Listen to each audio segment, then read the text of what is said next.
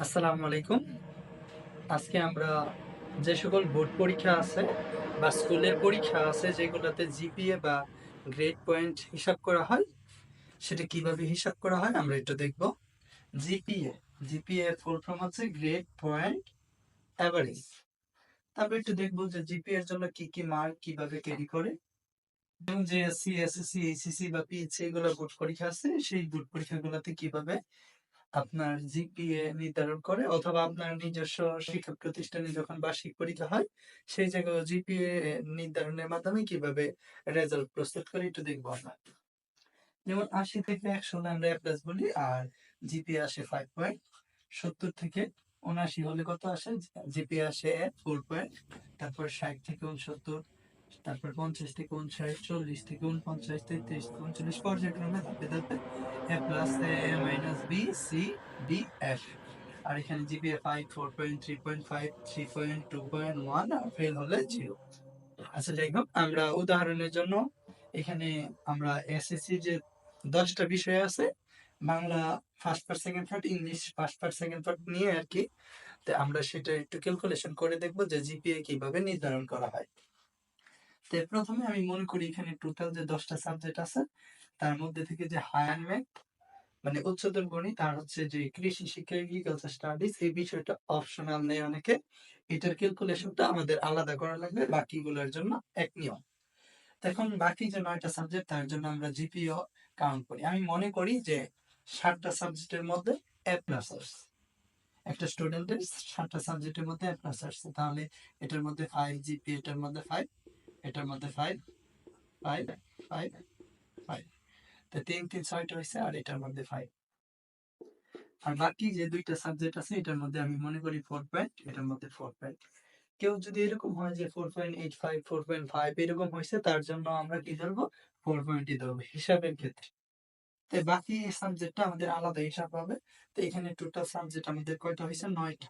আমরা যদি এইগুলো একটু যোগ করি, 5 5 10 15 20 25 30 35, 5 7 35, 4 আর 4 8, 35। আর আমাদের কত হয়েছে? 4 আর 4 8, 8 5 13, 3 হাতে আছে 1, 3 আর 4, টোটাল এখানে কত হয়েছে? 43। এখন আমাদের যে অপশনাল সাবজেক্ট আছে সেটার নাম্বারটা কিভাবে কাউন্ট হয়? যেমন আমি যদি অপশনালে নিয়ম অনুযায়ী যেটা বলছিলাম যে 7টায় যদি এ প্লাস পাই, 3টায় ধরি আমি কি পাইছি? এ পাইছি। সেই অনুযায়ী আমার এখানে কি আসবে? এ অনুযায়ী 4 পয়েন্ট আসবে। যদি অপশনাল সাবজেক্টে 4 পয়েন্ট পাই, তাহলে অপশনাল সাবজেক্টে 2 পয়েন্টের পর যা পাইছি সেটা কি হবে? যোগ হবে। তো এখানে 2 পয়েন্টের বেশি হিসাবে আমি কি পাইছি? 2 পাইছি। কারণ 4 হলে 2 আর 2 4, তাই 2 পয়েন্টের বেশি যা পাওয়া হয় সেটা অপশনাল সাবজেক্ট হিসেবে ওই জায়গায় এক্সট্রা যোগ হবে। তো এখানে আমার 2 যোগ হবে। তো টোটাল কত হয়েছে? 45। এখন অপশনাল সাবজেক্ট বাদে আমি কি করব? এটারে ভাগ করব। অপশনাল সাবজেক্ট বাদে ভাগ করলে কত দিয়ে ভাগ করব? 9 দিয়ে। 5 9 45। তাহলে তার জিপিএ কত হবে? 5 পয়েন্ট। এখন আমরা একটু কম ধরে দেখি যে কত হয়। তার জন্য আমরা মনে করি একটা স্টুডেন্ট 6টার মধ্যে কি পাইছে? 6টার মধ্যে এ প্লাস পাইছে। তো এখানে 3টা, 2টা 5টা, আর একটা 6টা, আমরা ধরি এটার মধ্যে 3.50 পাইছে, মানে এ মাইনাস পাইছে। আর বাকি যে সাবজেক্ট গুলো আছে ঠিক একই, মানে 4 পয়েন্ট 4 পয়েন্ট অপশনাল সাবজেক্ট। তো এখন কি করব আমরা? আমরা সম্পূর্ণটুকু করে ক্যালকুলেশন করতে গেলে এখানে আমার কয়টা এ প্লাস আসছে? 6টায়, 3টা, 2টা 5টা, একটা 6টা, তো 5 6 30। এ মাইনাস হলে 3.5। তারপর এখানে 4 আর 4 8, আর এখানে হচ্ছে অপশনাল সাবজেক্ট হিসেবে যদি 4 পয়েন্ট পাই তাহলে 2 যোগ হবে। তা আমার কত হয়? 30, আর হচ্ছে 10 40 43.5 টোটাল যোগ করলে।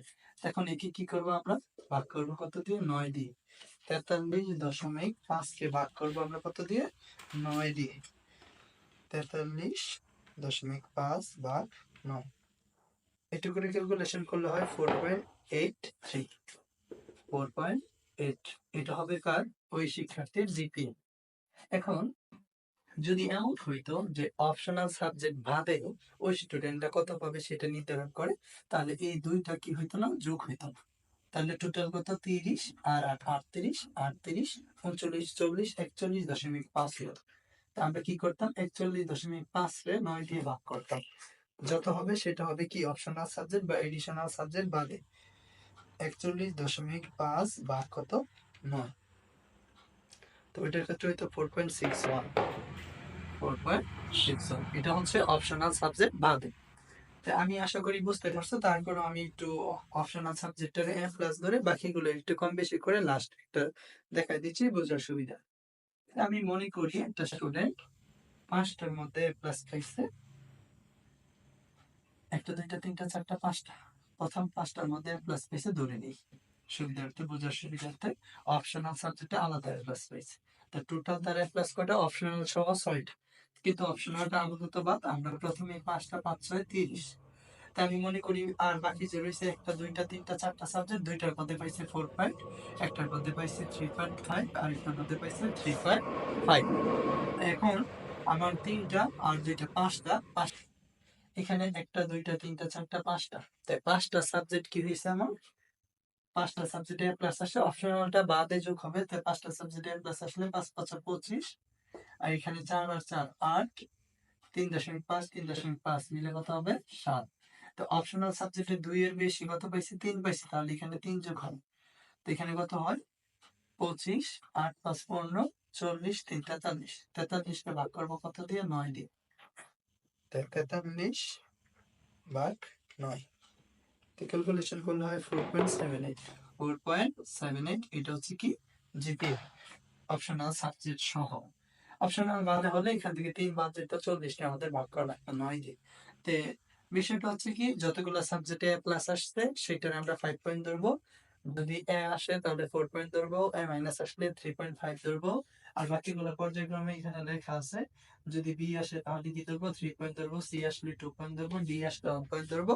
এভাবে ধরে কি করবো, যতগুলো সাবজেক্ট আছে অপশনাল সাবজেক্ট এ প্লাস পাইলে 3 যোগ হবে, এ পাইলে 2 যোগ হবে, অর্থাৎ 2 পয়েন্টের বেশি যা পাবে ওই পরিমাণটুকু যোগ হবে। যেমন কেউ যদি 3 পয়েন্ট পায় তাহলে তার 1 যোগ হবে, কেউ যদি এ মাইনাস পায় তাহলে 1.5 যোগ হবে, এরকম আর কি বিষয়টা। যোগ করে যতগুলো সাবজেক্ট যোগ করব অপশনাল সহ, অপশনাল সহ যদি 10টা হয় তাহলে 9 দিয়ে ভাগ করব, অর্থাৎ অপশনাল বাদে বাকি সাবজেক্টগুলো দিয়ে ভাগ করব। তাই আমি আশা করি তোমরা সকলে বুঝতে পারছো। ধন্যবাদ সকলকে।